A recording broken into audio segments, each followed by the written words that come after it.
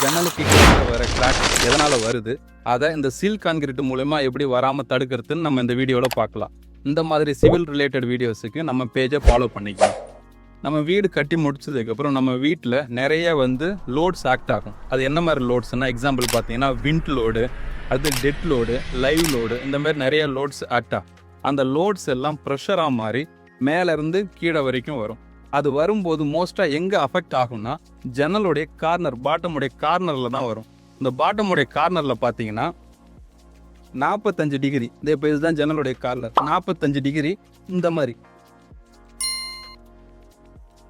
மாதிரி ஃபார்ம் ஆகும். இன்னொன்று 90 டிகிரியில் ஃபார்ம் ஆகும். 90 டிகிரியில் இந்த மாதிரி ஃபார்ம் ஆகும்.